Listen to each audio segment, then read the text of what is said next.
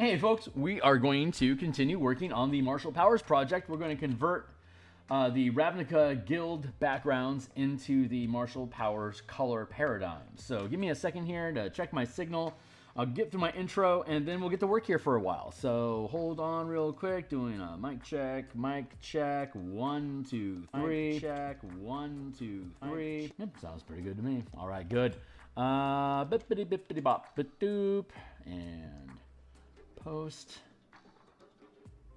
All right, so yeah, I just posted to the subreddit Ravnica DMs. Thanks a lot to everyone's support on Discord for the work that I've been doing. It's greatly appreciated. Thank you. Let's see. I'm going to go through my intro here. So if you're catching this in the future, hi future, you are welcome to skip forward. If you know what we're doing here and you're catching us in the future, then you can skip forward a minute or so if you want. But for those that are catching us after the fact or catching up with us live here, hey, my name is Phil Kearney. I create role-playing game supplements, I illustrate them, and I publish them online. And I've been focusing my attention mostly on Dungeons & Dragons 5th edition for the past 5 years. There are a slew of links in the description down below. If you click on any of that stuff, you can go in and take a look at the free previews that are for each of the books. I create, I run campaigns as a DM in 5th edition, running campaigns for level 1 to 20 in about, hold on, wait for it, there it is. Okay, great. From level 1 to 20 in about 200 to 250 hours before starting a new campaign. And so the things that I have published down below are either tools that I developed as a result of a game I was running and I found I needed them and they were fun enough to decide to publish as a book, such as the Theurgy ability check casting you see here, which is a means of casting spells during downtime activity or short rests without expending spell slots.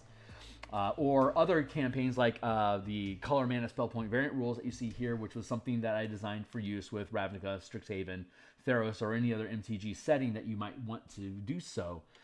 So you can check out all that stuff. There's probably about 150 different some odd illustrations across a lot of books that are down there. And if you do a search for my name on DMsGuild, Phil Kearney under the artists, there's probably about 100 different products that are using my stock art. So thanks again also to the community for supporting my work and finding it useful for your endeavors. I really appreciate it.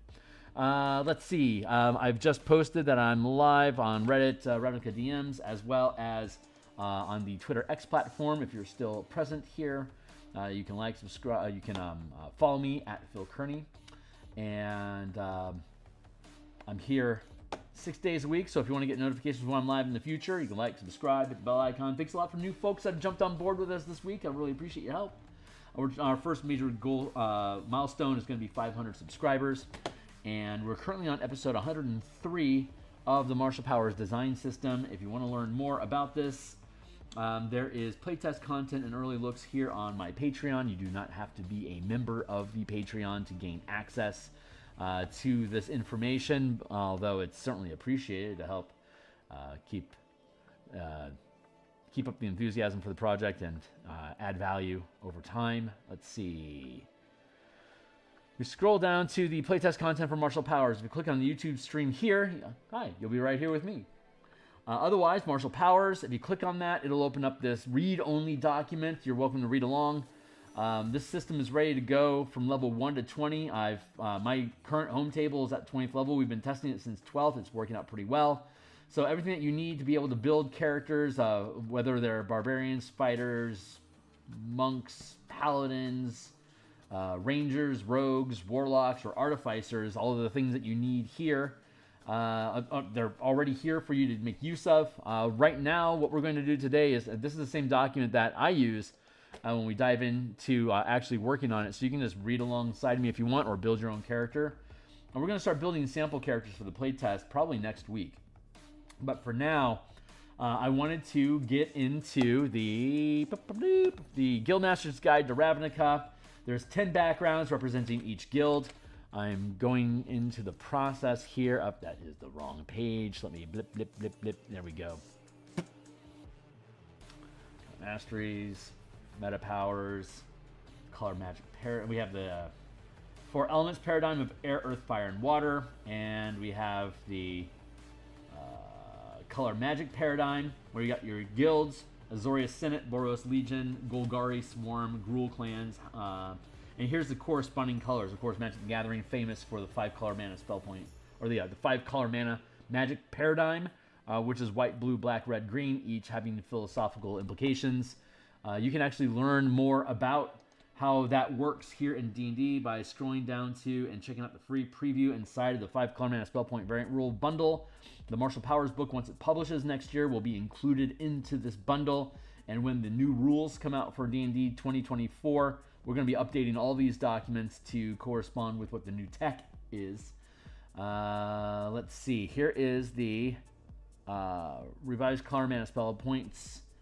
This is pay what you want, so you can grab it for free if you want. But it goes into the different aspects of each color of magic and how they would be represented in Dungeons & Dragons of white, blue, black, red, green. Generally speaking, white is divinity, healing, light, protection, restraint effects. Black, control, entropy, fear, soul, darkness effect. While blue is like air, illusion, mind, suppression, water. Red being aggression, earth, emotions, energy, impulse, and green being animals, healing, plants, nature, spirits. There's a lot more other things you could use to describe it. These are some mechanical terms that exist inside of D&D that reflects the flavor or aspects of these 5 colors, along with damage types. You can see here white, blue, black, red, green, and the 10 damage types. Bludgeoning, piercing, and slashing damage aren't devoted to any specific color. But generally speaking, when we're looking at spell lists here, we're going to find that the colors are corresponding to the types of damage dealt. Like, for example, red has fire damage, force damage, lightning damage, and thunder damage, while blue has cold, force, psychic, and thunder damage. While green has acid, cold, poison, and thunder damage. So overall, thunder is in blue, red, and green. Well, psychic is white, blue, and black. Force is white, blue, and red. This is generally corresponding with the list of spells that are in Player's Handbook. This entire list from the Player's Handbook is here broken down by color. And the way that the mana system works is that for each level of spell, you spend that much mana. And 1 point has to be in a color devoted that spell is devoted to. So like, for instance, here, Augury, a divine spell. It looks like I have a random mark there. Augury is a divination. It's granted by the gods. It's the gods providing you information, right? So divination or divinity we saw above is white, so you have to have a point of white magic. If you don't have any white mana in your pool, you could learn Augury and then learn it again so that you can change the color. You can learn how to do it, but then you would have to learn the spell again so you can have it in the color that you want. Or alternatively, you could spend time to research Augury as a different color. Like if you're playing Golgari, for instance, we know that Golgari is black and green. So if you wanted to play a Golgari cleric and you didn't have, where is the button I want to press over here? Hi. Okay, cool. We know that Golgari is black and green. So if you wanted Augury, you could either learn it and then learn it again, so as either black or green, or you could spend the downtime and do the research as a downtime activity, spend the gold, and learn, change Augury for your character permanently from white to a different color. So then you'd be able to learn it white, but you wouldn't need to because you don't use white mana. Or you could choose black or green, and now when you use the Augury spell, you would choose which color mana. Augury is a 2nd level spell, so if it's devoted to white, you can spend 1 point of white, and the other color could be whatever you want. Whenever you take a long rest, obviously you get all of your mana back. When you take a short or long rest, whatever mana supply you have in your pool, you can change how much color each mana, how much of your pool is devoted to each color of mana. So if you're playing in the Ravnica system, there are only 2 colors that each character would have. Like the Boros region has white and red, for instance. So you would then, like if you had, say, 20 points of mana, you'd be able to put them all into white. When you take a short rest, you could flip them all to red or halfy, or however, like if you had 12 points left after the end of your rest, you could, like, say, take 10, like if it started off with 20 white, you could then make it, like, say, 2 white and 10 red. based on what spells you know. This is a nerf to casters. They either have to spend time, reduce the amount of spells that are readily available to them, or keep their spell pool keep the amount of spells they have wide, but be limited by how much mana of the appropriate corresponding devoted color that they have working. It's a great system. It's for people that are concerned about the linear progression of martial characters versus the quadratic growth of spellcasters. This is a fun way for you to use a narrative about who your character is and how they act, have their philosophy. If you check out the Dice Try channel, big friend to our channel, Dice Try does a lot of really great content about color philosophy and expressing it in characters, societies, movies, and other literature. And so you could build your character off the philosophies, or you could choose a color combination and then figure out, like, how is my Golgari character using black and green mana as expressions of what their personality is, and how do you work that in? And like, if you have them leaning black over green, maybe you would have a mana pool that has more black than green typically. The Ludo narrative is, the mechanics are there to help reinforce the mechanics of your character to be an expression of their personality. It's a level of depth that is both limiting to spellcasters and expanding the idea of what your character can be and how they can express themselves. So definitely check it out. It's worth your time to look into it, especially if you are an MTG enthusiast, and as well if you think that there should be limitations on. Like, if you came from an earlier edition of the game, there's a lot more restrictions on what spells you can learn and how you can spend your resources. That 5th edition did away a lot of, mostly because they like to keep things simple and allow the game to say yes to what players want more often, regardless of what the DM may want. So this is just a fun way for you to mess around with the efficiency of your mana pool and the spell selections that you have to make decisions that allow you to earn the power that you have. So that's the ideas behind it. And in the Guildmaster's Guide to Ravnica, all 10 of these backgrounds here. Let's pluck this one out and push it down. Hey, good moving. So here is Ravnica. Here's the Strixhaven color breakdown. Here's the Theros God breakdown. Let's go to Ravnica Guilds.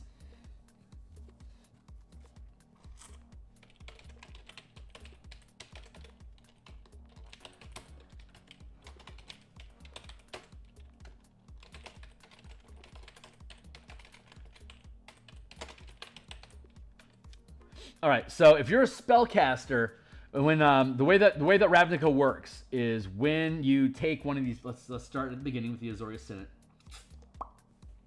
When you join the Azorius Senate, this becomes basically your patron, and you can assign tasks and do missions on behalf of them. You can earn renown. We don't need to change the renown system for this, but what we do want to do is go into Azorius characters and the background Azorius functionary. Let's see, Azorius Guild spells. There we go. So the Azorius Senate gets a slew of abilities down the line. I think we're going to leave cantrips. So bonus powers, cantrips, first rank, second. Let's see, cantrips.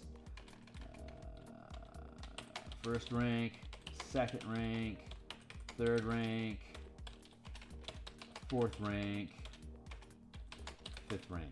So your character will keep the cantrips that they offer us. Friends, message, because cantrips is basically like a feat, right? You can just pick up cantrips as a feat. So this background is granting those. And the way that the system is formatted, martial powers, it's a half casting progression. So you gain access to first rank powers at first level, second rank powers at 5th level, third rank powers at 9th, 4th at 13th, and then 5th rank at 17th level. The powers themselves, though, only go to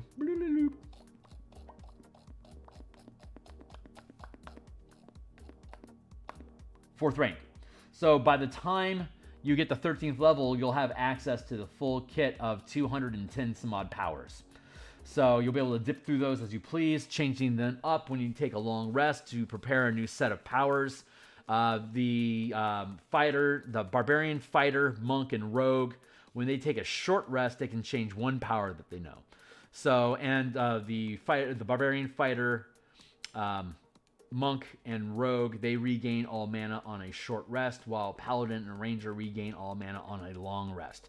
Paladins and rangers can freely choose between powers or spells, but if you're using the martial powers paradigm, paladins do away with the smite spells. The 28 some odd martial strike powers are override and supersede the paladin smite spells. So, and these are on hit effects. They deal damage per mana spent and trigger an effect. The way that the system works is that when you hit and it has an effect, some of the effects require saving throws, some of them automatically trigger. And when things afflict a creature with a condition, they remain active until they succeed a saving throw at the end of their round. So when you connect with an ability, like say, here's a good dichotomy, like Freezing Strike. Your weapon deals cold damage. You add 1 power die per mana burned, and additional cold damage. The creature movement is halved until the end of its turn. So if this is a 1st rank power, it costs 1 mana. So you'll deal an extra die of damage, and you'll slow their movement for the round. But conversely, say, let's look at Restraining Strike. Your damage increases by 1 power die per mana burned. The creature is restrained until it succeeds a saving throw at the end of each of its turns. Size large or larger creatures roll with advantage.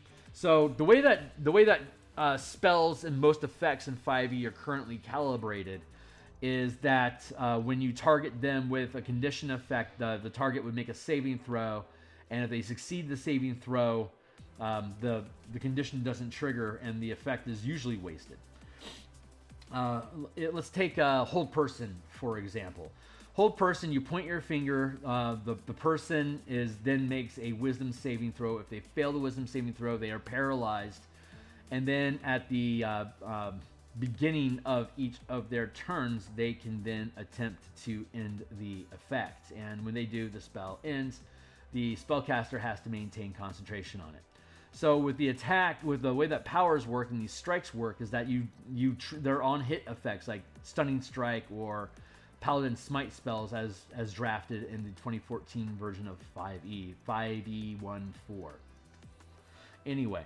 So what happens is you have to make the attack roll to be able to spend the resource to then trigger the effect. And if they save the saving throw, you'll deal the extra damage, but the effect is wasted.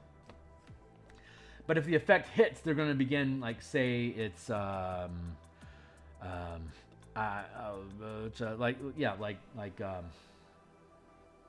what's a good paladin smite ability? I think it's like a blinding smite, like radiant smite, something like that. It blinds them. They make a saving throw. If they fail, they're blinded. But then they get to make a saving throw each round to end the effect. So you have to hit, and then they get a save, and then they continue to get saves. We simplified the process to give marshals a little bit more reliable effect in the game. They have considerably less mana than spellcasters do, so when they use their mana, we want to make sure it sticks.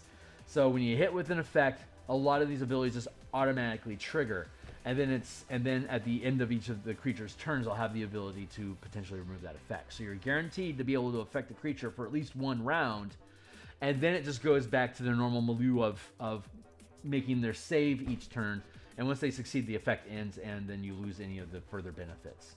So it's just a little added economy for them to be able to trigger effects. We have a lot of fun things that we can do with monsters when they're being afflicted. Like, for example, if you have a boss fight, you can grant that creature a mana ward.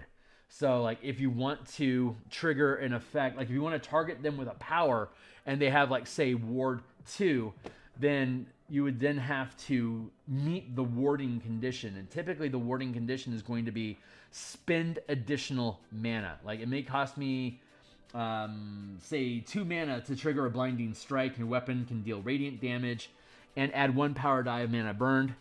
In addition, the creature is blinded. The creature can attempt to end the effect at the end of each of its turns by succeeding a Constitution saving throw. But if you're fighting, if you're battling a boss like a big bad evil, like a solo monster, right? If you hit it with a blinding strike and say it has ward 2, it may take 2 mana for you to trigger the blinding strike, and you'll deal the extra damage. But when it comes to applying the effect of the strike, you then have to overcome the ward. And in this instance, if it's ward 2, you would then have to spend an extra ad hoc 2 points of mana. Then you have to decide, was it worth it or not, or do I just want to deal the extra damage and be done with it? Because you know that when it hits, it'll do the effect. So like minions and just random incidental stuff, non-key battles, these randos and minion type creatures aren't going to normally have wards on them unless that's a particular aspect of the challenge. But like boss fights, kind of like how they have legendary resistances, since they don't get to make a saving throw until the end of their turn, even monsters with legendary resistances are pretty much guaranteed to be affected by things for at least 1 round, which is great value for higher level characters, and it gets around the need to overcome the legendary resistance. But to compensate for that, boss solo fights like this, again, they have the ward. So if you want to hit them with an effect that's going to debilitate them and give your team action economy advantage, then you're going to have to pay the extra mana cost to do so. There could also be ward. There could be mana wards, hit points, where you have to take when a creature is warded and you trigger the effect, you would have to deal power dice of damage. Like if it's ward 2, then you would, instead of you could have the ward effect could be you have to spend extra mana to trigger this effect, or other creatures could be, if you want to trigger this effect, you're going to have to deal yourself 2 power dice worth of damage. So if you are throwing, say, if you're like 9th level, you're rolling d8s on your power dice for like added damage.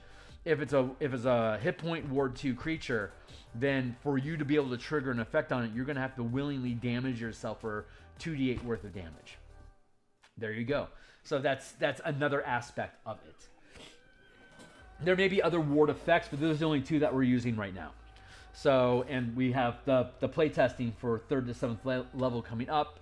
So we'll have a bunch of random encounters, hazards, and trap effects that'll trigger. But then we're also going to have boss fights and key encounters scattered throughout the Rubble Belt as the team is point crawling around the terrain to explore the environment. They will run across key battles, and when they do, there will be a solo boss or a mini boss. And that mini boss will probably have warding effects and legendary actions and lair actions, and have a home field advantage, to coin a phrase with Tekrios. But so yeah, it'll be fun. It'll be a lot of fun throwing men around, causing damage, doing effects, blapping people around back and forth. So that's the idea behind that. So let's see. We want to dive into the Azorius Senate. So they have Command is a 1st level spell, and Snaring Strike is a 1st level spell, and then 2nd rank, 3rd rank, etc. So what we're going to do is we're going to try to take the spirit of what the Azorius Senate is and apply different effects. Let's see, how are we going to do this? Here's our list. Here's our list of comparable spells. And here is our list of powers, and then on the other tab, here's our stack. So Azorius is white and blue, and we know that white and blue, the aspects of white, well, here's the damage types that white and blue do: cold, force, psychic, radiant, and thunder damage. And the aspects of these 2 colors is divinity, air, illusion, healing, mind, light, suppression, protection, water, resistance. These are flavors of white and blue. So let's go hunting through our list for 1st rank powers that are going to reflect these different aspects of magic for us to reflect the type of spell selection that the Azorius Senate receives. So let's see. Azorius Guild bonus powers. Cantrips, Friends message. First rank, command and ensnaring strike. Well, that's convenient. I believe ensnaring. I think restraining strike is something that's a first rank. So there we go. Yeah, first rank restraining strike. So that was easy. Restraining strike. STR1, which is first rank strike. I'm putting these little marks down here to notate what their level is. Strike, restraining strike. The strike, it's first rank.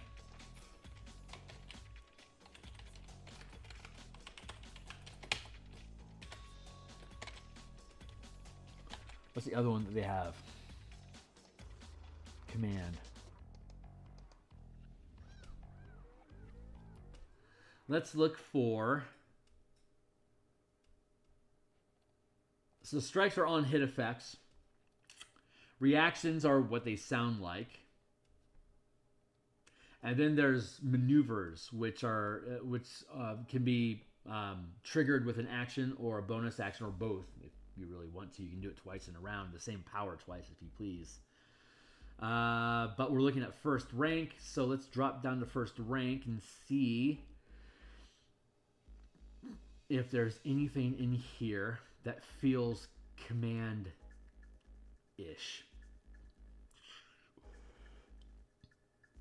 Ooh, Brand of Axiom.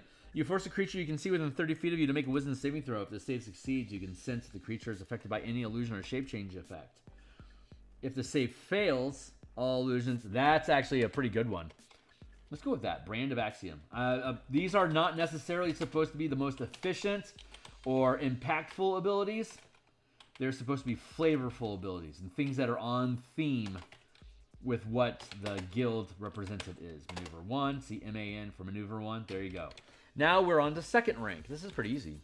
I don't know if we're going to get all these done today or not. I doubt it, honestly. I think we have an hour of playtime, and we're almost 27 minutes into it. So we'll get a couple of the guilds done, and then we'll come back next week, and we'll probably finish them up. So like, subscribe, hit the bell icon if you want to see more of this stuff in the future. I would love to have you on board.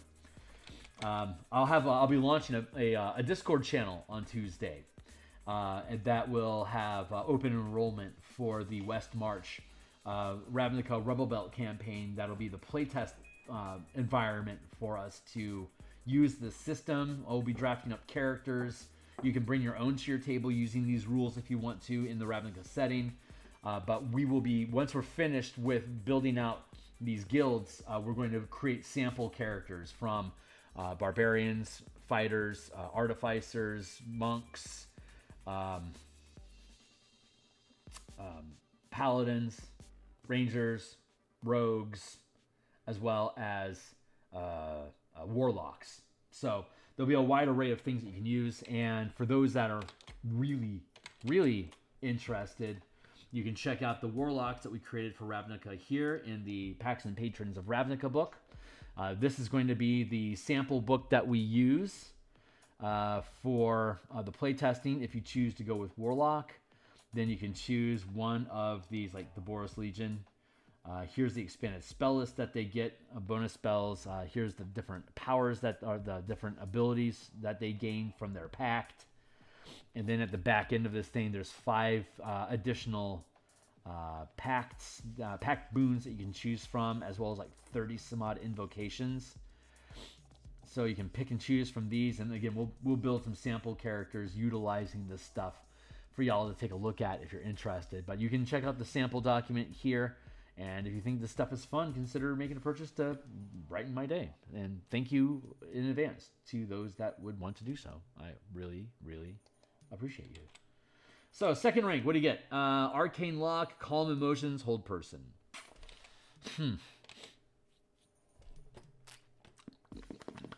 Let's see. Arcane Lock, Calm Emotions, huh? Okay, let's go and see what it is we've got going on down here. Now, we aren't restrained to picking second rank at 5th level, third rank at 9th level. It only goes up to 4th rank. So at 17th level, what are you supposed to do? So what we're doing instead is we're picking abilities that are thematically aligned with what the classes in the backgrounds are giving at different levels, instead of being because once you get access to a higher rank power, you can do anything you want at the lower ranks. If they're bonus powers, you just add them permanently to your list. You don't have to worry about preparing them or or whatever. So let's see what actually exists.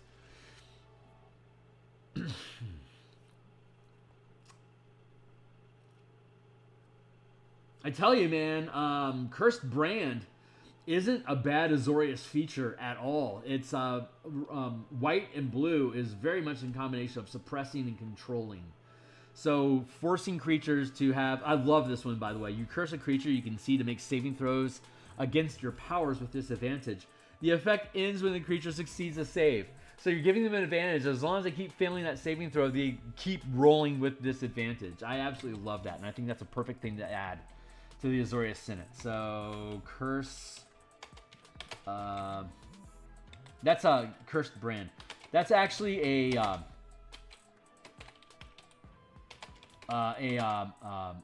Blood Hunter feature, right? Not everyone is into dealing damage or cutting themselves to gain power. So instead, we converted everything from all the subclass features, everything from the Blood Hunter into mana powers. So if you wanted to have a Blood Hunter-esque character, you could choose Ranger as your core class and just select a shitload of Blood Hunter powers as your kit of abilities. Or the same with a Paladin or a Rogue. However you want to express your character to be Blood Hunter-esque, you can do so just by simply selecting those powers to build out the kit that you want. So we're removing the need to mutilate yourself to gain power. That's a narrative that not everyone likes that edgelord bit. So we want to create more options and free up the flavor for people to be able to express. I mean, if you want to be a cutter, you're probably going to be a Rakdos character or a Gruul character. But you're welcome to do so. I'm not judging. I'm just saying you shouldn't have to be forced to have a narrative where you're cutting yourself or damaging yourself or sacrificing yourself to be able to help others. That's a trope that should be opt-in, not find a way to get your DM to opt out. So Bob's your uncle. There you go. So Cursed Brand, I love it. What else? Arcane Lock, Calm Emotions, Hold Person. Okay, let's see what else.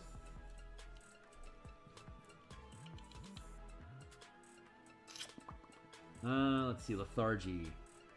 This family calls no move or bonus action until they succeed at the end of each of their turns. Shut, lift. None of these other things particularly call out to me as Azorius. So let's go down into the exploits. Exploits generally modify die rolls or other actions.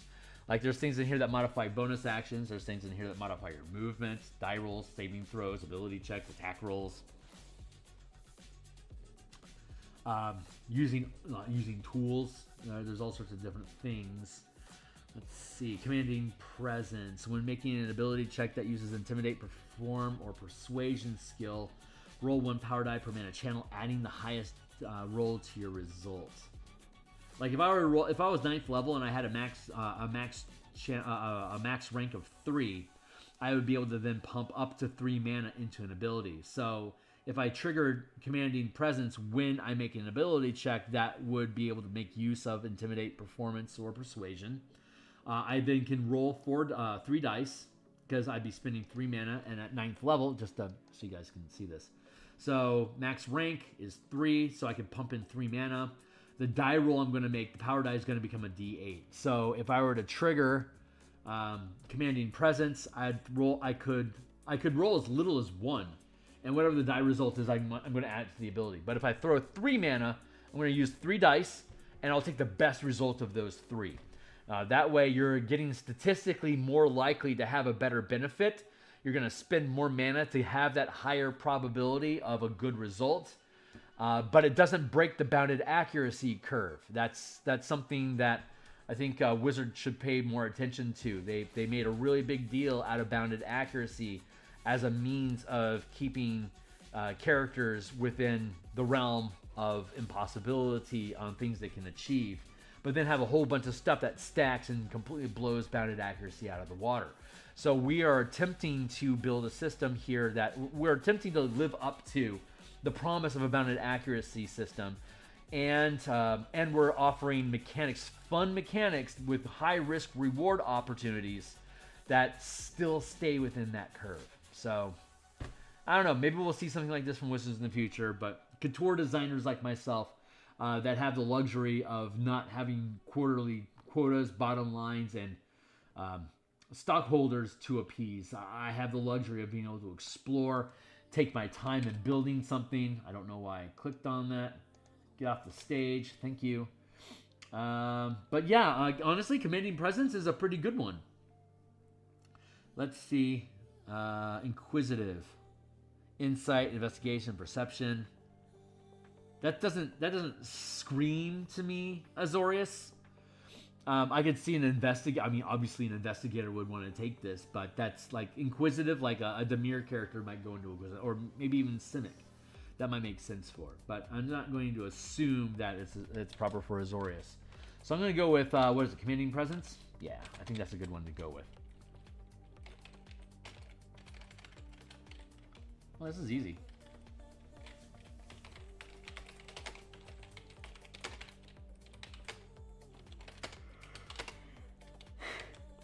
Famous last words, right? This is easy. And then it gets super hard. Clairvoyance and counter spell. Oh, we have stuff for that. Okay, I know what to do here. Right off the cuff, we can go down to reactions. We do a countering attack. I think that's what it's called, countering attack. I think it's 2 mana.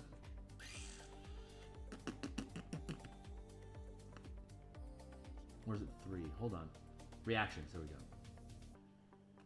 Yeah, 2 mana, countering attack. As a reaction to when an enemy within range of your weapon attack casts a spell, make an opportunity attack. If it hits, the caster takes a damage and must make a Constitution saving throw against your channeling DC or half the damage dealt, whichever is greater. If the save fails, the spell is disrupted as though affected by counterspell. I'd like to point out that this is how counterspell is starting to work, that you're making a that the target creature is making a saving throw and against the effect, as opposed to rolling to disrupt their effect. They're saving to preserve the effect, which I think is a great change, and I was happy to lean into that. So it's great when I come up with ideas that Wizards agrees with. It's nice to do them first. I think there may have been some things.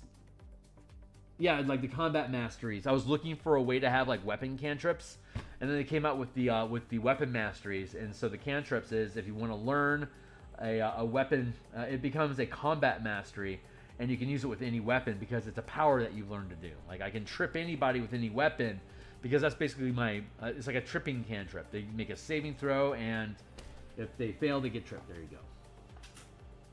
And I can do that instead of a strike. So anytime I'm making an attack, I can trip somebody because I learned that as a power, which I could then opt out of later on if I needed to. But so, having said that, we are now looking at 3rd rank. Yeah, countering attack. That's perfect. Countering attack is reaction 1. What else we got? What you got? Let's get that going on. Clairvoyance. I don't think we have anything that's similar to clairvoyance, but let's just see what we have running around, say, in the maneuvers. Maybe there's something. Oh, maybe there's this. Ooh. Actually, let's go down Mind Sense. Azorius has a thing called they have precogs, like the Tom Cruise movie Minority Report, where they have like psychic investigators and mind police that will penalize you for thinking a certain way in different areas of their domain, which is fascinating. Let's see, astute. When sustaining its power, gain advantage on intelligence, wisdom. Boy, that's very Azorius. But I would say where was it? Yeah, Mind Sense. There we go. While sustaining this power, you can sense the location of and communicate telepathically with any creature with an intelligence above 3 within 60 feet, even if you can't see them. In addition, You can determine if a creature has a friendly, neutral, or hostile disposition towards you or your allies, even if the creature is attempting to conceal this information. So Mind Sense is a fantastic ability to tack onto the Azorius Synod. Mind Sense, it's a sustained power of 2. So you have to maintain concentration on it. You tap 2 mana, and while that mana is tapped and maintained, you are able to sustain the effect of Mind Sense. If you don't want to worry about concentrating on it, but don't want to let it go, you could lock the mana, which reduces your effective casting, your effective channeling limit by 2. So if you're a 9th level character, well, let's say if you're a 5th level character, you can channel up to 2 mana. And you lock Mind Sense, you've reduced your max channel limit to 0, which means that you're pretty much limited to 0 cost mana powers, like the Combat Masters we just talked about. You can learn feats instead of powers, and obviously feats don't require any mana at all. There's also damage types that you can learn, like at 5th level you can learn to just automatically deal radiant damage, but that you have to specifically learn that, prepare that ability. So that becomes a power that you prepare, and like for example, you can see here the number of known powers that you get starts with 2 and eventually stacks up to 16. Each subclass gets a set of 10 bonus powers as well. Like the Path of the Ancestral Guardian. Here, like they get feet as a bonus power. They automatically gain that. So at 3rd level, they get the alertness feat. They also gain the power shield, sustained power. That is sus 1. There. They learn force damage at 5th level, and they have deadly presence, which is sus 2. Daunting presence, which I believe is sus 3, and defense barrier, which is a reaction 2, I believe.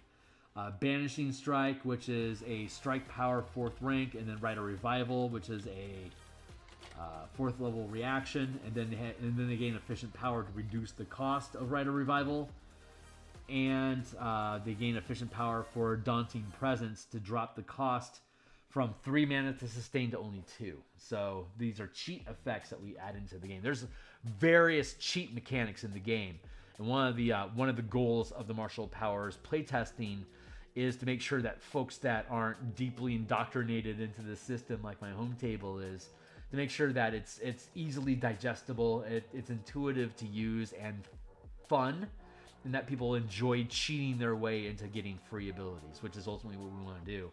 Stretch their mana pool by giving them opportunities to exchange action economy for free options.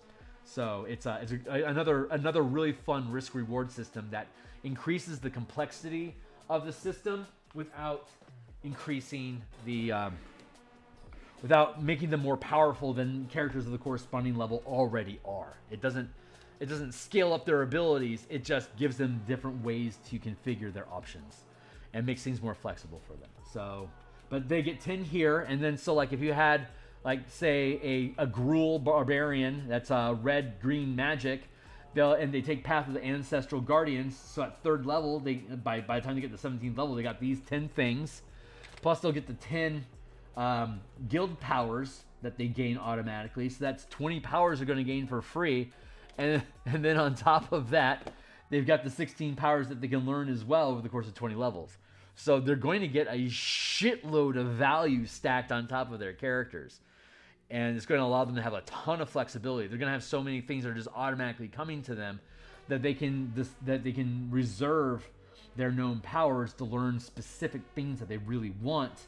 And then all their ASI that they gain every 4 levels, they can actually use to increase their stats, because they aren't going to be feat starved if they want to learn feats as powers. So there's a ton of flexibility here, and it really gives them that same quadratic growth scale that you see full casters gain. So I'm really excited about this. I really hope that other people get it and have fun with it too.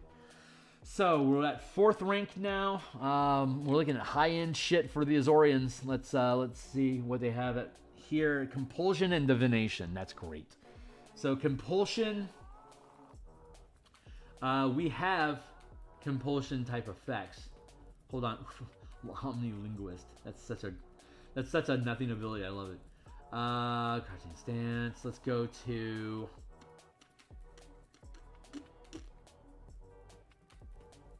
Why was I chasing this is? Hold on.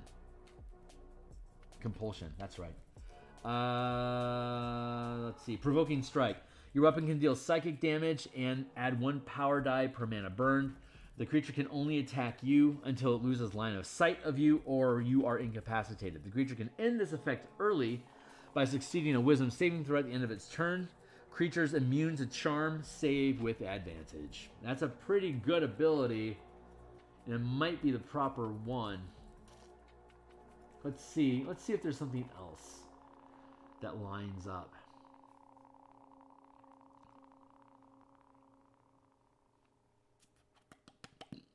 Let's see.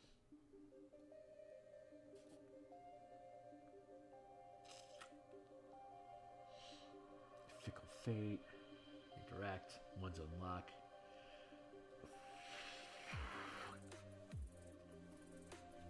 Curse of the Fallen Puppet's cool. Curse of the Fallen Puppet screams Rakdos, man. We're totally giving that to Rakdos. It's fucking awesome. It's also very Golgari, but countering attack, parry, punish, opt. Interpose.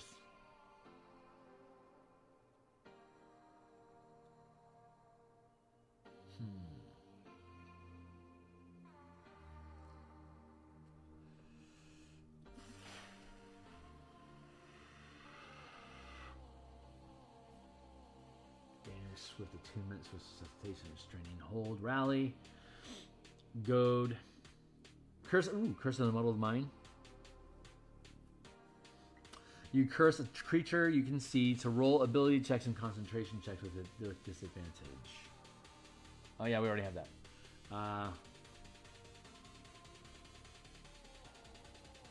Do we? Hold on. Curse brand. You curse a creature you see to make saving throws against your powers with disadvantage.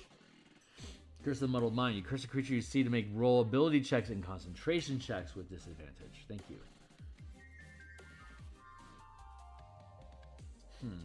Okay.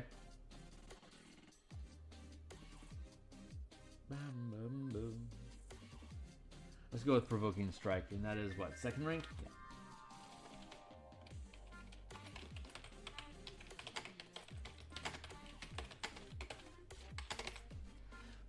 And Divination. Let's go down to maneuvers, see if there's any cool high-end maneuvers.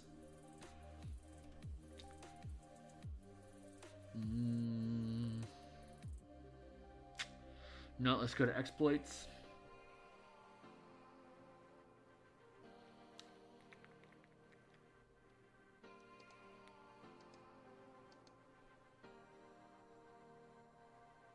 When using a help action to grant advantage in the ability check, that's a very Boros thing to do, but not specifically Azorius.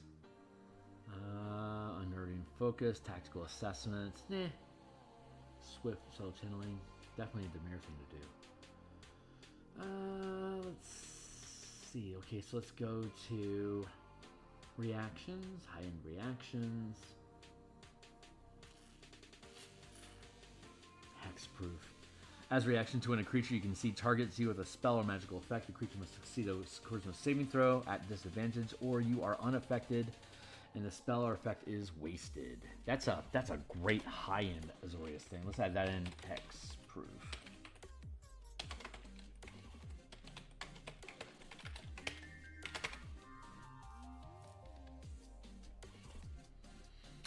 Anchor's really good too. As a reaction to a creature attempting to move, teleport, or shift planes, it takes 1 power die of damage per mana burned, minimum of 3, up to 5, depending on your level, and must succeed a charisma saving throw against your channeling DC, or it can't move, teleport, or shift planes until the beginning of their next turn.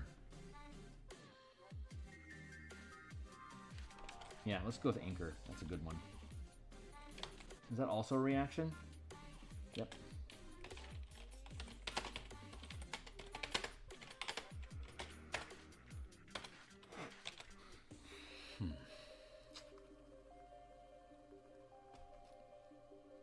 Rite of Revival, that's a pretty Selesnian sort of thing to do.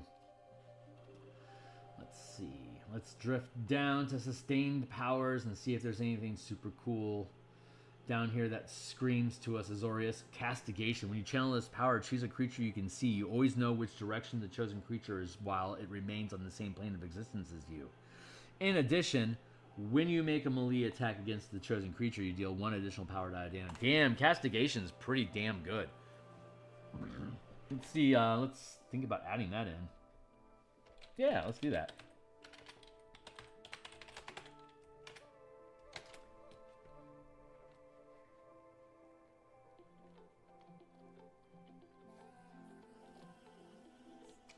When you channel this power, choose a creature you can see. You always know the direction the creature, the chosen creature is while it remains in the same plane of existence as you, and while you make, yep. Castigation, sus, what is it, sus 2? Yeah, sus 2. There you go. Holy crap, that's awesome.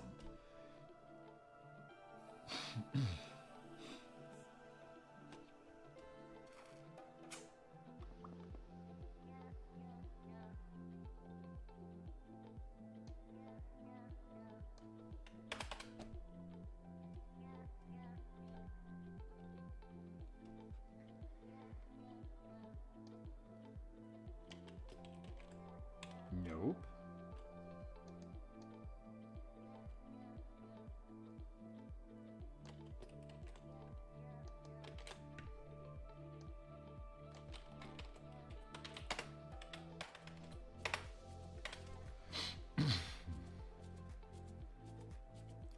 All right, Boros. Let's move on to Boros. This is super fun.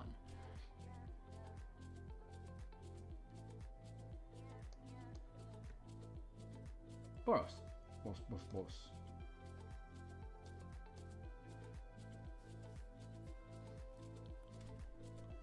How far in are we? Almost an hour. Okay, let's build the Boros Legion and then we'll be done for the day. And then we'll come back and do 2 or 3 per session. Seems about right. So let's see. Boros. Background. Legionnaire. Boros Guild spells. Firebolt, Sacred Flame.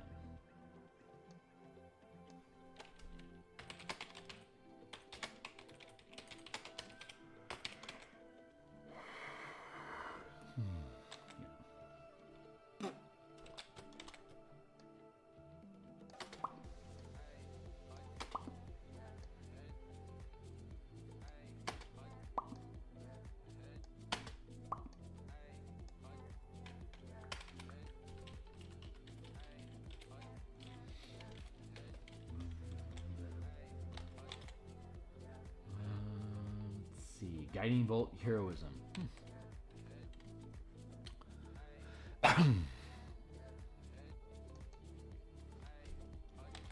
Guiding Bolt and Heroism.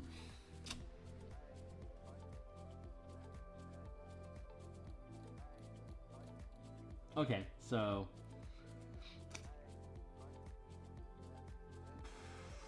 Radiant Strike. Your weapon can deal force or radiant damage and add 1 power die per mana.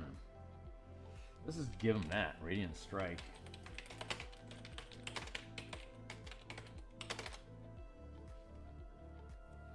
What was it? It was Guiding Bolt and Heroism. Heroism gives extra damage and a bonus. Let's instead let's go down to exploits. Let's see any cool exploits that are out there. Ooh, wait.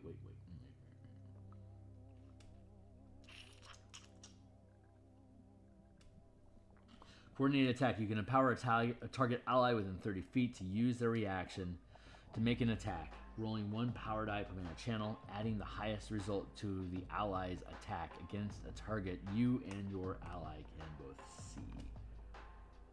Curse of the Eyeless. So you curse a creature you can see to reduce the result of all attack rolls by the highest roll of 1 power die per mana burn. The creature can make an intelligence saving throw at the end of each of its turns, ending the effect when it succeeds. Muddled Mind, Goad,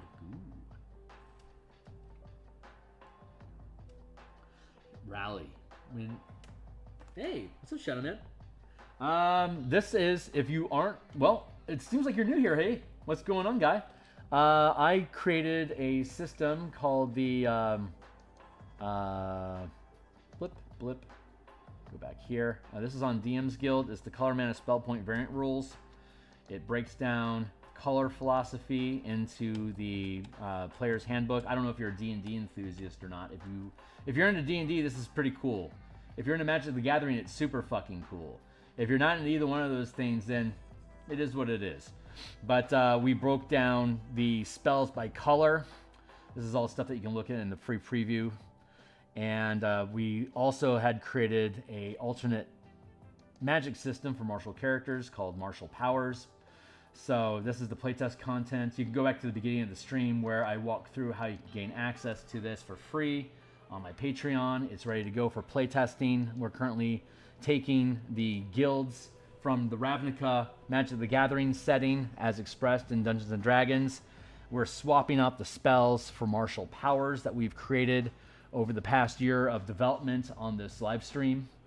And so right now we're converting all the guilds into the different powers. So right now, like we just went through and we built out alternate magic list or alternate power list for Azorius characters. Like if you're a fighter in D&D, you don't you normally don't have access to spells at all. So what we did is we developed a mana pool that a fighter would have access to that they can use for like magic strikes, magical maneuvers, magical reactions, and spending dice to like as inspiration or to modify die rolls. So these are things you can throw mana at using the color magic system. If you were to be an Azorius Guild fighter, then you would have a mana pool of white and or blue magic. And as you spend the mana, blue and white mana, you'd be able to trigger these different effects. And each of these effects are listed in the playtest document here. So what we're currently doing is we are comparing the spell selection that the background automatically grants characters in the book, and we are finding something that is similar in flavor or intention in the 209 powers that we have in this playtest document, so that we can build out all the guilds, so that when we start doing playtesting for this at 3rd level, we'll be able to properly build characters utilizing all this stuff. So.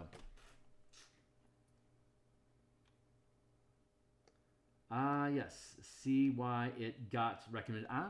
Very good. Yep. So you're into both of those things, D&D and Magic the Gathering, I'm hoping, because if you're interested, all these books you can check them out. They're almost gold. They're almost all these books are almost gold bestsellers. But like they have a separate book for Eldritch Knights, and like here I'll click on this one so you can take a look. So it's a 20-page document here. This is an older format. The new that we have. Well, here's a book called Pacts and Patrons of Ravnica. This takes all 10 guilds from Ravnica and converts them into Warlock patrons for each of the guilds, and adds a bunch of extra invocations and pact boons by color, white, blue, black, red, green, and how to express those things. Or you can kick into the martial power system here. That's right, we were looking at this, the Knights and Tricksters here. So this is the old original book that we had for characters that gain access to spells. Here's your spell point distribution between your primary color and the secondary color. Like a Boros would be like white and red, right? So you could choose white to be your primary spell and red to be your secondary spell list. So here's a way for you to be able to utilize spell points with color, but the martial power system that we're developing converts all of these, the barbarian, fighter, monk, paladin, ranger, and rogue, into basically a half-casting resource like paladins and rangers. You gain a list of powers. The power die is kind of like a maneuver die or like an inspiration die. So you learn powers. If the power allows for die rolls, this is the die that you roll. Here's the max rank that you gain as you gain levels at the same progression as a half-caster.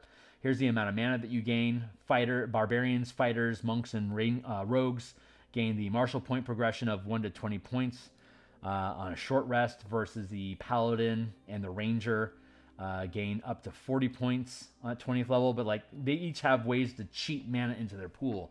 Like the paladin can use their lay on hands to, if they spend 5 points of healing on lay on hands, they can give themselves or another character, they can regain 1 point of mana. So if you're a 9th level paladin, you've got 45 points of health of healing, you could spend all 45 points to give yourself or somebody else 9 points of mana back as an action. There you go. Stuff like that. It's actually, oh, great. Glad to hear it, because I actually get to play it. Nice. I was playing a campaign in D&D, but then, you know, it is what it is. And similar fit in madness to this, I decided to make my own world and system. Nice. Right on, man. That sounds like you're a true homebrewer. I wish you great success. I've been at this, well, I've been DMing for 36 years, and I've been creating content for 5th edition and publishing on DMsGuild for 5. I stream 6 days a week, and I post planned content on Sundays. You can see the various works I have if you like and subscribe, and start checking out my feed of the Spelljammer stuff that I build and the Eberron adventures that I do and the various art commissions that I get paid for. But yeah, so we are building out Boros. I want to stay on path here, but I'm glad you're checking in, man. Be welcome. Like I said, just so you can see, if you were to click on the playtest and early looks here at Patreon, you do not need to be a member of my Patreon, though it's obviously very appreciated. It's just began, so here's the different articles that we have. And then if you click down here into the playtest content, if you click on martial powers, it opens up that same document. For you, it'll be a read-only document, but all of the content, all 91 pages of this playtest are here. It's still just in its raw form, but we've converted every single class and subclass in D&D into the martial power system, so that you have the same quadratic growth formula that spellcasters have to reduce that spellcaster versus martial divide. That was one of the major plans for it. You have universal spell points, but we also have the color magic paradigm. We also have a 4-element paradigm, and you can learn more about the 4-element paradigm if you want to. You can check out the elemental key, which has both a Gruul red, green, and blue magic paradigm, but also air, earth, fire, and water paradigm. When you take your key, you devote your key to an element. You can switch out all the elements or colors that your key is devoted to every time you take a long or a short rest. Here's how all the spells we converted the way of the 4 elements into a half-casting hybrid character. So if you go with the elemental key paradigm, here's how all the spells and disciplines are broken down by elements. So if you wanted to play the Airbender, like Avatar, Last Airbender, if you want to be in the Fire Nation, then you would take fire magic, and here's all the different spells that you can learn for fire. If you're playing MTG, if you wanted to say be Gruul, which is like red and green, then these are the 2 colors that you would automatically have access to. So Thunderclap is something that's available in blue, red, and green. So it doesn't matter what paradigm you're using there. Stuff like that. So you can check all that stuff out on your own if you want. But right now we are looking at Boros. Yeah. Well, it's I love MTG and I love D&D. 5e I think is the best system. Regardless of how poorly Hasbro manages their subsidiaries, Wizards still remains pretty fucking impressive as designers. They're a sincere crew. They're on the leash of a very cruel master. It's almost like they're almost like a mastiff that you want to free from an abusive pet owner. You gotta love the dog. You just don't have to love the owner. So let's see. But since Magic the Gathering is a WotC IP, if I want to publish anything regarding Magic the Gathering with D&D, I have to publish it on the DMsGuild. That's why I have all my content there. If I ever grow enough momentum that I could get more money from Patreon than I would get off of DMsGuild sales, then I would start just publishing content on my Patreon. But that hasn't happened yet, so we do what we do because we can. Let's see. Guiding Bolt, Heroism. What's some other cool things we can... Oh, that's right. We were looking at... let's see. Overrun, Natural Hunter, Practice Charlatan, Proselytizer, Range Strike, Resilient. You roll 1 power die per mana channeled, adding the highest roll when you make a saving throw. Ride the Wind, Sage Knowledge, Subtle Channeling. Subtle Channeling is definitely Dimir. Swift Tools is very feels very Izzet. Tactical Assessment, that not be bad. Unnerving Focus. When you make an ability check or use the intimidate skill. Not specifically. Let's see. So those are the exploits that modify die rolls and stuff. Bonus attack, coordinated attack. You can empower a target ally within 30 feet to use their reaction to make an attack. Coordinated dash, curse of the muddled mind, flatten, goad, healing, radiance, rally. Ooh, rally. I think rally is a good replacement for heroism. Let's do that. Rally, which is maneuver 1.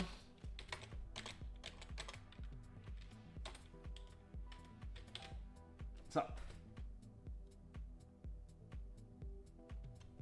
Bad Warlock pack? What do you mean? Let's see. Yeah, tell me more about that. Boros 2 equals aid and scorching ray. Well, aid is ally, rally. So let's actually shift rally to maneuver 1, because that replaces aid, and now I'll free up rally. If we can find something to replace it, we'll leave rally where it was if we can't find a replacement, but I bet we can. Heroism, huh? Let's see. Oh, that would probably be down in the sustained effects. Hold on, which are like concentration, like aura enchantments.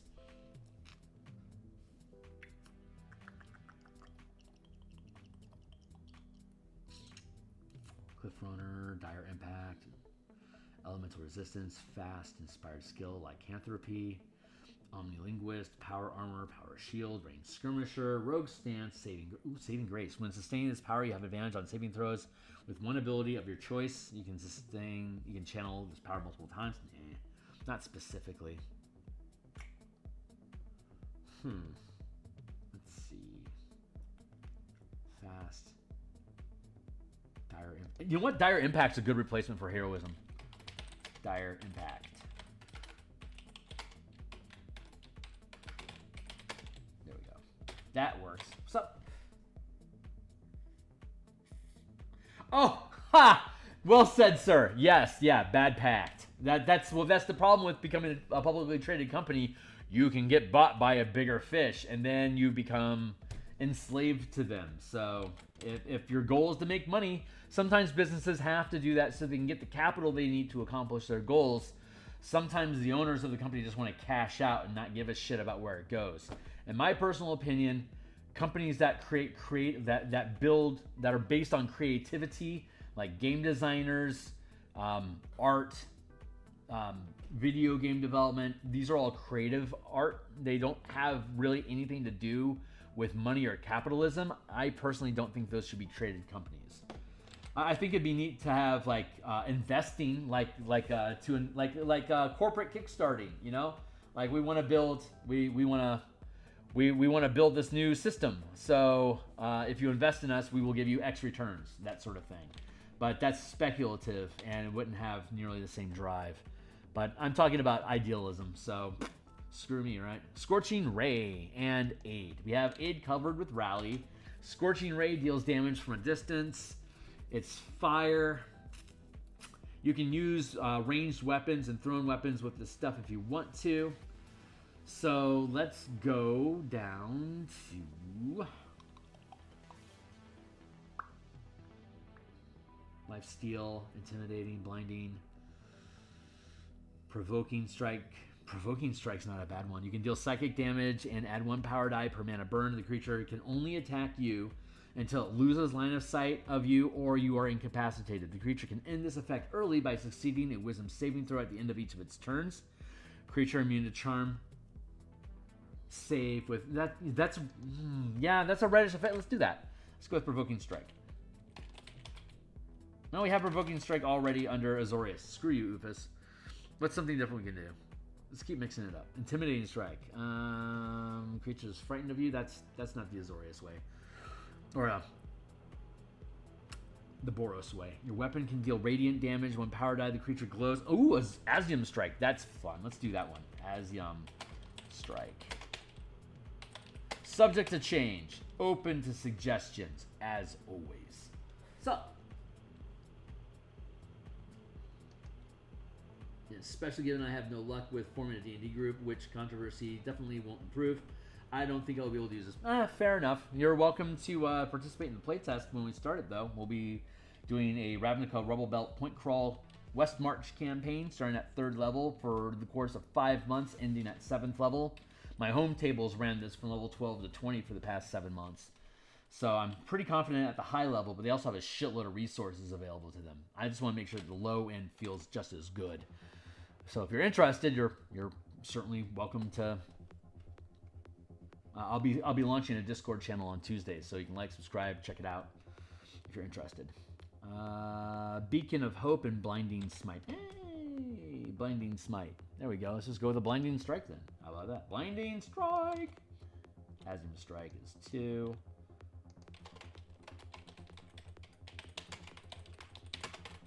SCR 2. Mock! Mock! What's up, my guy? Cheers, man. Happy to have you. Thank you. Let's see. Blinding Strike. We got that. Beacon of Hope. What does Beacon of Hope do again? This spell bestows hope and vitality. Oh, cool. Choose any number of creatures within range for the duration. Each target has advantage on wisdom saving throws and death saves, and regains the maximum number of hit points possible from any healing. Oh, that's neat. Let's see if there's anything cool we can do. That sounds like a maneuver sort of setup.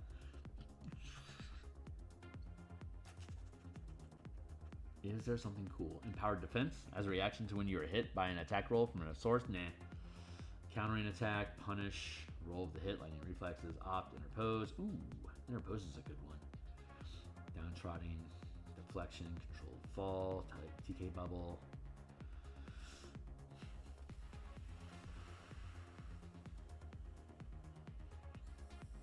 Let's see.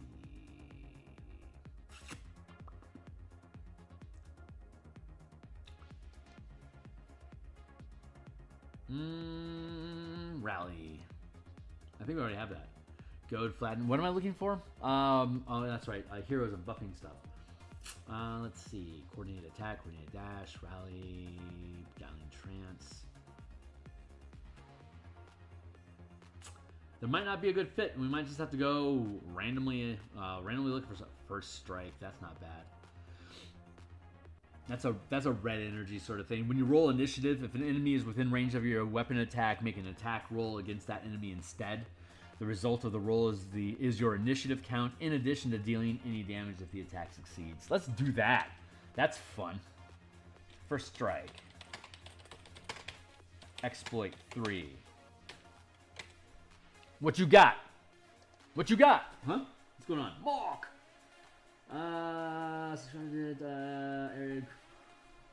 It is growing. Thank you. We do what we must because we can. Death Ward and Wall of Fire. Holy Hannah. Let's see.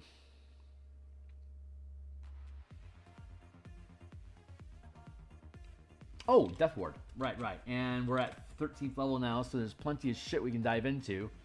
Let's go look at, I think it's Revival. Rite of Revival. Hold on. That is, I believe, a reaction.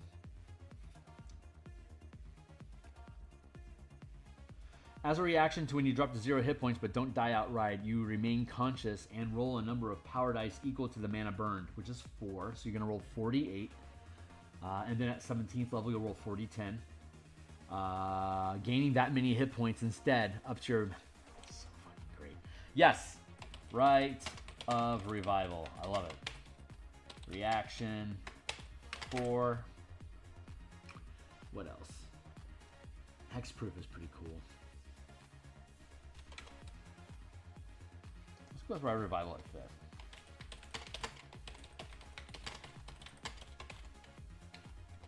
Mock, thanks for the vote of confidence, my guy.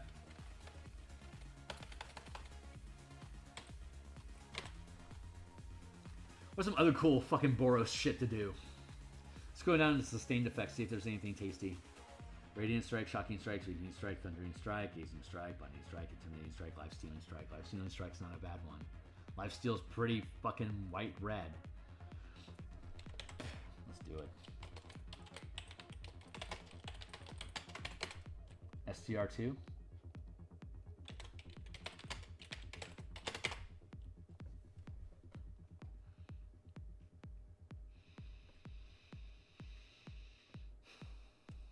What you got? Power, power shield, range skirmisher, saving grace. Saving grace isn't bad.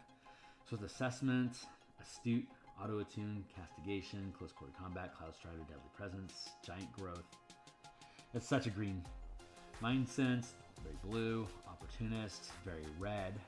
While this power is sustained when you take the attack action, you can forego any number of attacks during your turn to gain an equal number of additional opportunity attacks, limited one per turn, including your own, that can be used before your next turn. Risk, reward, delicious. Is that second rank? There's so many of these things, I don't remember. Yep, second rank. Ho, ho, ho. Opportunist.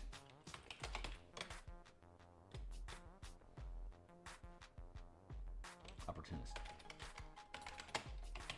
That is sus. What, sus 2? Yeah. You can gain this anytime you want from 5th level or higher, but when you get to 13th level, you gain it automatically. So there you go. And now we're looking at the last. There's got to be something cool down here. Something delicious.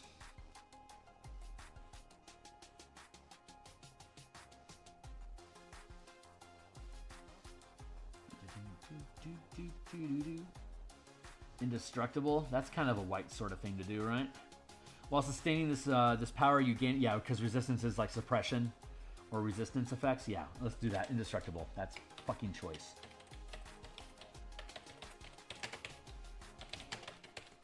So the way that this works is while sustaining this power, you gain resistance to all damage, and attacks cannot score critical hits against you. As a reaction to taking damage, you can dismiss this effect, so you burn the 4 mana that you were maintaining. And in addition, you burn 2 extra mana. If you do, until the beginning of your next turn, you are now immune to the triggering damage type. So, not bad. Not bad at all. You can jump in the lava and get out of it as long as you can swim out next round. And that caps Boros. Let's see. How far down the pipe? Where are we at? We're at 1 hour and 15 minutes.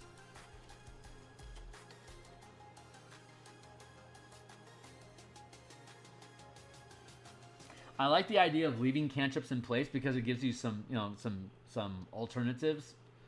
It just mixes up the action economy a little bit for your characters, and cantrips don't require any mana, so it doesn't necessarily cheat the system, but it makes like if we go through after this, we do the Strixhaven colleges by having because you have a mana pool instead of being a spellcaster, you just have to have a mana pool, which opens up all the schools. The reason why I originally created this project was because I wanted to have a way for monks and other like martial characters to get an athletics scholarship to Strixhaven so they could play Mage Tower, but they would have to have a mana pool and they'd have to have some sort of casting abilities to really mesh with what the rest of the setting does. Hence, we create the martial power system.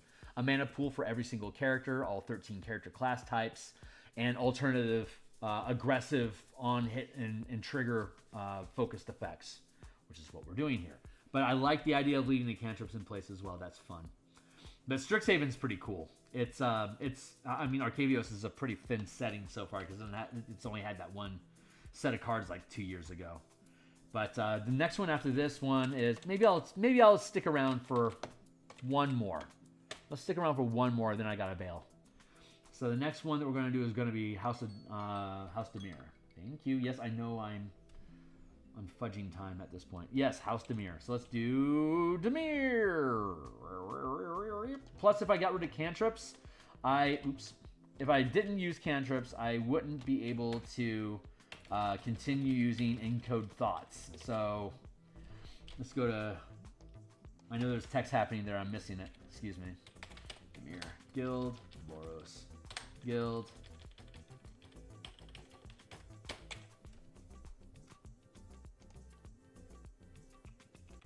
Background.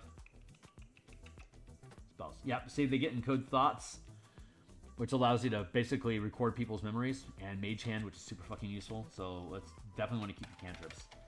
Encode thoughts and Mage Hand. Those are both very flavorful. I'm going to catch up on text here with you guys in a second. Hold on.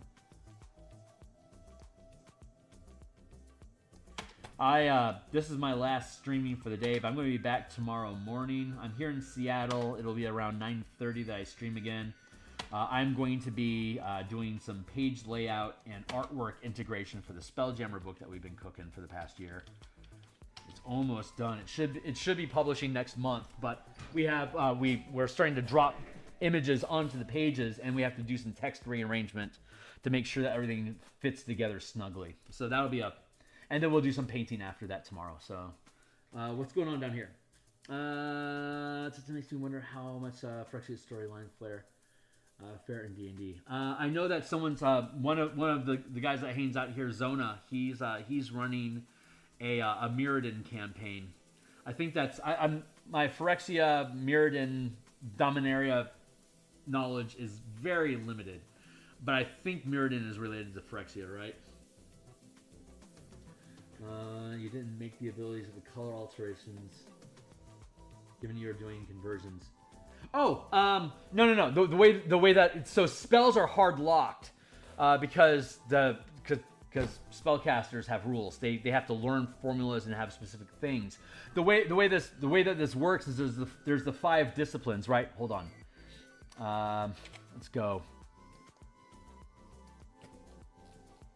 This is different because it has to be a little bit more fluid because of martials. So the way that it works is get past all the rules. Okay, so here's your 5 disciplines: exploits, maneuvers, reactions, strikes, and sustained. So there's 5 disciplines, and characters have 2 colors. So the way that we do it, and even if you were playing Dominaria or Phyrexia or Kaldheim or whatever, and you have access to more than 2 colors, generally, unless you choose to have more, martial characters have 2 colors, just to keep the streets clean. But you could have up to 5 colors if you wanted to. So here's how we do it: you have 2 colors, and there's 5 disciplines. So generally, you take 2 disciplines and you make them 1 color. You take another 2 disciplines and you make that the other color, and then the 5th unchosen discipline can use either.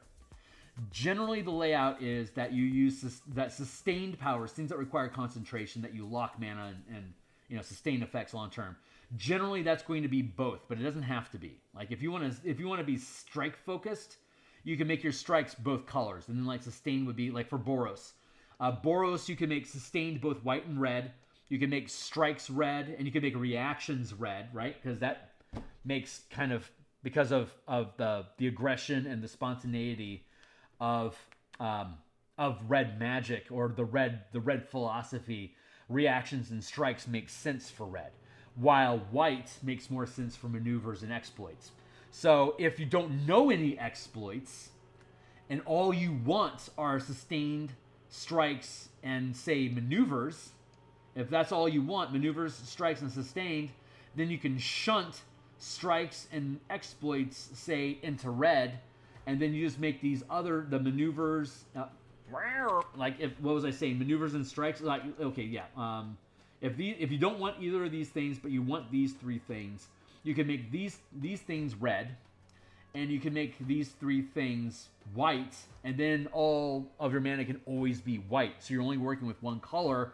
It becomes a universal spell point. But narratively, your Boros character is intensely focused on white mana. But as you gain ranks and power from your subclass and from the guild, you're going to get other disciplines.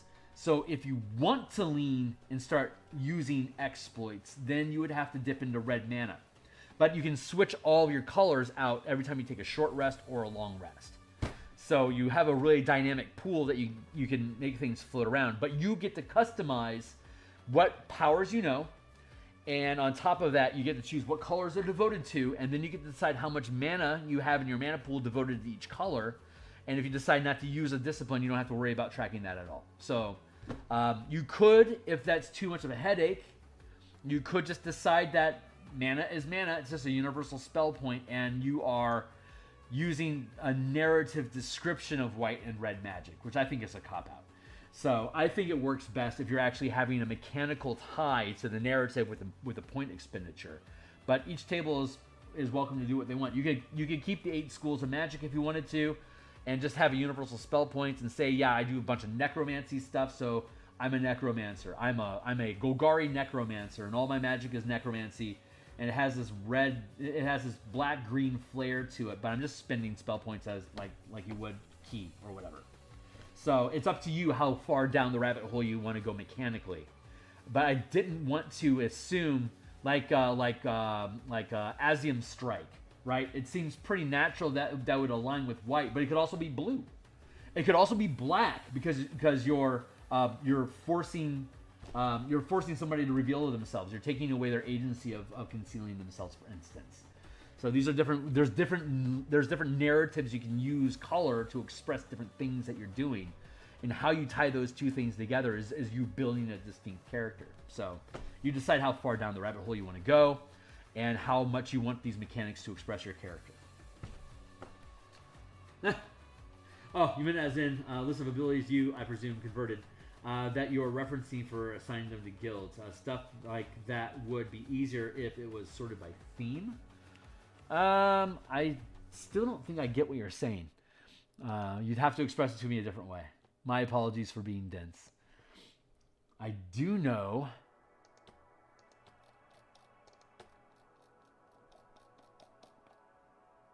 Because people aren't automatically going to be using color at all. It's just, I like color.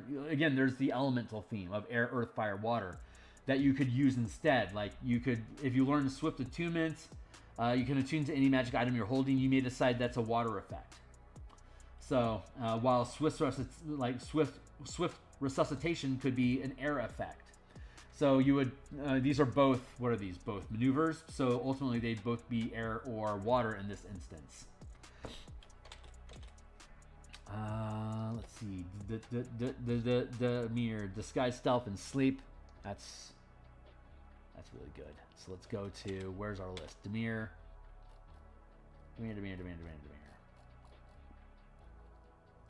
We're gonna go with subtle channeling, which is an exploit.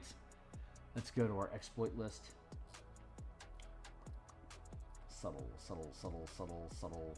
Subtle channeling. When you channel a power, there's no visual evidence. You are the source of power. Subtle channeling. Exploit 1. And sleep. I think we have a thing we can... Beguiling Strike, I think, would work with that. Let's find out. So...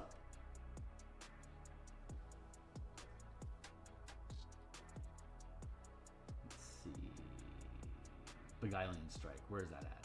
I think that's the second rank. But it's still... No, Beguiling Trance. Oh, no, that's... Oh, there we go. You can target a creature that you can see that can also see you to make a wisdom saving throw. If it fails, it is charmed and cannot take actions until it can no longer see you, takes damage, or succeeds a wisdom saving throw at the end of each of its turns. A creature can use an action to shake the creature, ending the effect early. That is accurate. Beguiling Trance. Replaces sleep. That is a maneuver 1. Nice. Second rank Demir activity. What do we got? What you got? What you got? Detect thoughts. Pass without trace. Okay. Let's see. Well, we're going to go with Mind Sense, Sus 2, and Rogue's Stance, Sus 1. Let's go down and take a look at those real quick for reference. There's a really fun dichotomy between Azorius and Demir. For those that don't already know, Azorius Senate is white and blue, while Demir is House Demir. It should actually, well, they have it ordered differently, and I just spelled that wrong. There you go. House Demir is blue-black, while Azorius is white-blue. So blue is the common paradigm, or the common color. So the difference between Azorius and Demir is white versus black. Demir is about authority, law, and control, while Demir is about subversion, stealth, and corrupting. So there's a thing I want to build after this book publishes. I want to create a campaign. I want to create basically like a mini campaign of Azorius versus Demir, like a spy versus spy sort of thing, where Azorius is attempting to gain lockdown control over an area, while Dimir is attempting to subvert and gain control instead through influence. So both of those guilds have mind sense. Everyone can read each other's thoughts, so they're trying to reveal truths while concealing truths, and it becomes like a psychic war that's waged at a different, like a psychic tier that rests on society. So you'd have their normal running around as D&D and doing whatever stuff, but layered on top of that, there'd be the psychic warfare that's constantly happening, where you're having to maneuver through difficult terrain, which is like thought probes or traps that would be able to pull thoughts from your head, like encoded thoughts, to be able to trap information that you may have. There's a lot of really cool mechanics that you can do with this type of paradigm. Really fucking cool shit. Where am I? I got lost inside the sauce. So here we are, 3rd rank.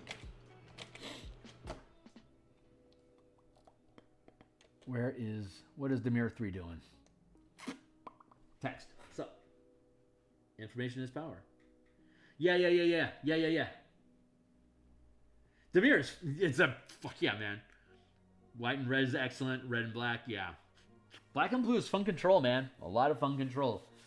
I don't actively play D&D, but I watch Covert Go Blue, Ash Lizzle, and Legend VD. I listen and watch their Let's Plays. Like while I'm painting, I listen to what they're doing, and I'll click through to look at their tech deck and stuff. But yeah, I like staying on top of all the metas, and I'm really enjoying Caverns of Ixalan a lot. It is a really cool set. All the delving, super cool stuff. I like all the artifact stuff that's going on, and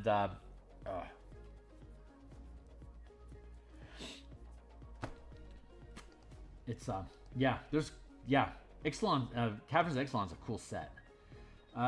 Gaseous form, meld in the stone, and non-detection. Okay. I know what to do with gaseous form. That'll be ride the wind. Hold on. That is is that a maneuver? No, let's go down to sustained effects, because they have a fly type effect down here. Where are you? Oof, man, Ghost Walker is pretty damn good. But sturdy like a lobster. Cloud Strider. While this power is sustained, you can fly using your walking speed. If you end your turn in the air, or if the power is disrupted, you gain the benefit of the Featherfall spell. Cloud Strider is a pretty good one. Cloud Strider. That is sus 2. Non-detection. I already had the Mind Sense. We're gonna have the Subtle. What was the third thing they gained? I see text kicking down there. Hold on. Gaseous form, meld in the stone, non-detection. Yeah, we could easily convert. I mean, you could convert all the spells into this stuff if you wanted to. It's just a matter of, is it practical or not? Power armor range. Oh, what was going on? Yeah, right on. Fair. Very, very fair. I like shrines. Shrines and land destruction are my two favorite types of decks. I like the stacking effects and just how out of control shrines can get if you get set up well. And land destruction is just, that's just fun. Just preventing people from being able to do stuff late stages is just, it's just fun. Let's see. Elemental resistance, fast, inspired skill, lycanthropy. Fifth runner. Omnilinguist. Omnilinguist isn't off target for Dimir, but with Mind Sense, they don't really need it. Ranged Skirmisher, Saving Grace, Swift Assessment, Trap Springer. I don't want to pigeonhole Dimir into like a roguish sort of archetype, because there's so much you could actually do with it. Auto attunement. When sustaining this power, you attune to any magic item you're wearing or holding that you meet the prerequisites to use. Oh, man, auto attunement is pretty good.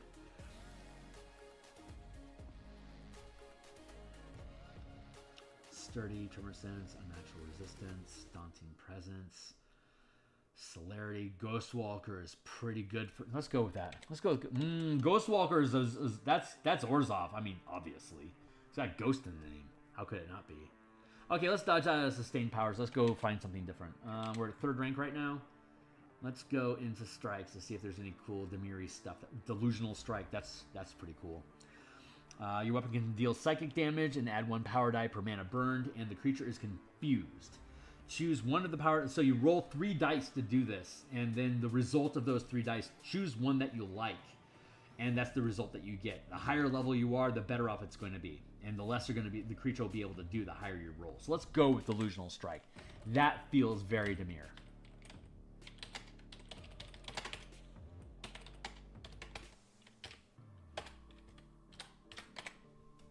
And that takes us to 4.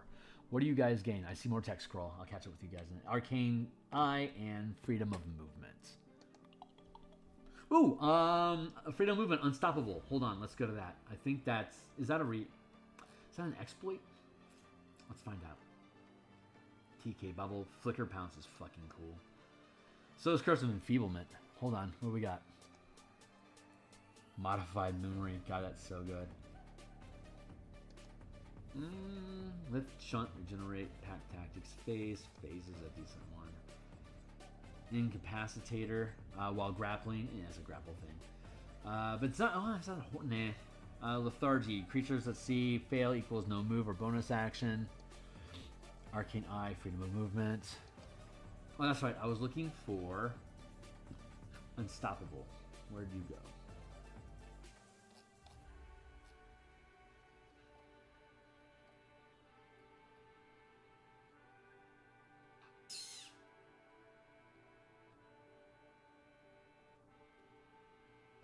No? Yeah, that would be the key, huh? I don't know. Let's see if we can find one. I'm still trying to find. Let's go with Unstoppable. Thank you. There it is. What is that? Maneuver? No. Exploit, right? Yeah, Exploit 4. Assassinating damage. Unstoppable when an effect or condition other than incapacitated, unconscious, or death reduces your movement to 0, you can ignore the movement penalty until the end of your next turn, though you might not be able to take any other actions. I like that. Let's go with it. That is Exploit 4.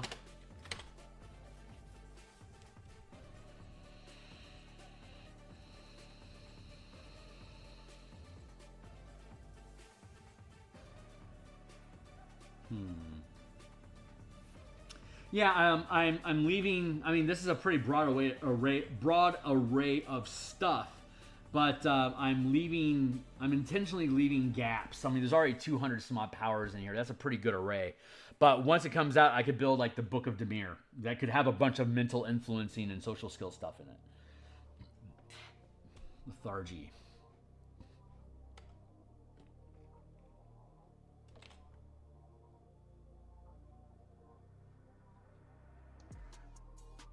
Let's take that to here. Let's go with Lethargy. Is that right, man, too? Yeah, that's not bad. Delusional Strike, Unstoppable.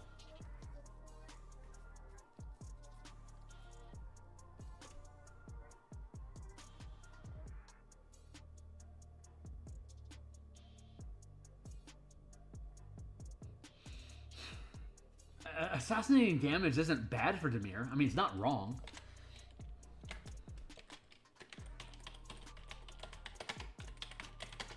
Also an Exploit 4. Hey, thanks a lot, Timely Timer.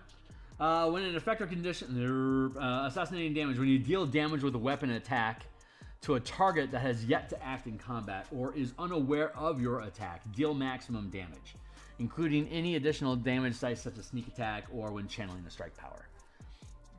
If you combine that with the assassin class for rogue, you would automatically crit, and then if you dumped in the extra 4 mana, that crit would deal maximum damage and would have sneak attack on top of it. And you could dump 5 points of mana on top of that to deal an extra 5d10 damage. So you do 10d6 damage plus 5d10 damage, crit, and then cap it for 9 mana. And a rogue only gets 20 per short rest. So in a one shot, you can drop shit pretty easy. Which is like, you know, That's a very specific build that you're moving into, so you can one-shot boss fights, and that's fine. That's the way the system works. A DM would naturally adapt by having lots of mobs, adds, and then mana wards that would require them to up the cost of doing stuff to be able to trigger effects like that. I love the mana ward system. That's really fun. But I'm looking for just one more Dimir-like activity, and then we're done for the day. We'll come back. We do this project on Mondays, Tuesdays, and Fridays. I won't be around on Monday due to the holiday, but I will definitely be here at Tuesday lunchtime to do more of this stuff.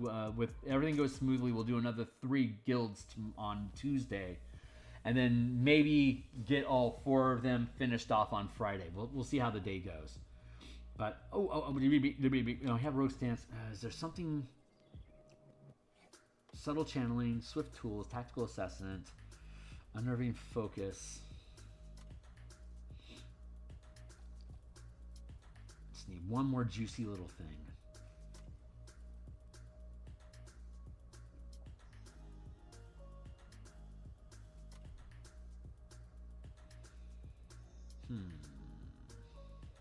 What you got?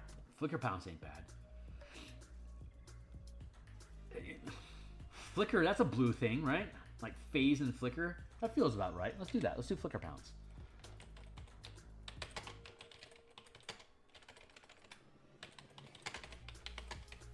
And what flicker pounce does is you can teleport up to 30 feet to a space within 5 feet of a creature you can see and make a weapon attack against it.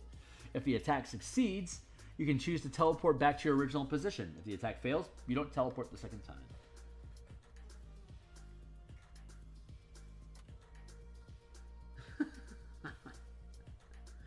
Raise B, Control F. Right on, my guy. All right, hey, I'm happy with that. I think this is a really sick set for, like, if you were to play a Dimir Ranger, you'd be able to freely pick between. You could pick these effects or from these. So you can basically dip from either, like, if you wanted sleep and subtle channeling, you could pick those 2 things up, but you would leave Disguise Self and Beguiling Trance on the table. So it's up to you. You can blend them as you please. There you go. All right, hey, that's I'm going to have to bounce out of here. I got a day job. I got to get back to it. So this has been a blast. Thanks for hanging out with me, guys. I love Ravnica. I'm getting more into Strixhaven. I like what Strixhaven has. I just think it needs to be fleshed out a little bit more. When we come back, we'll finish out the set, and then since the playtest is going to be Ravnica Rebel Belt Point Crawl West March campaign, we don't need to worry about Strixhaven yet, but we'll go through the same process of this as we are doing for Ravnica here for Strixhaven, and then we'll look to see what Theros does. I know Theros handles things differently, so I'm not sure. Theros is I'm least aware of Theros, so I need to spend a little bit more time on the Odyssey of Theros, but we'll see how it pans out.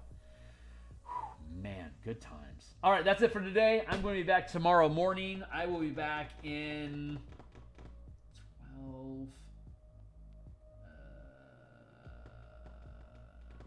18. I'll be back in 18 and a half hours. So thanks a lot for hanging out, guys. Anyone that's catching this in the future, I'm going to start a Discord channel right after the Christmas holiday here. So if you're catching this in the future of Tuesday the 26th, 2023, my Discord will be up and running. All my future videos, once that goes live, I'll have the Discord link for people to come in and join in and have conversations about Spelljammer, Color Magic, Ravnica specifically as well, Eberron, and any of the other stuff that I've done, or just to shoot the shit. So, thanks a lot, guys. I am out of here. I will see you guys on the other side, and later, Gators.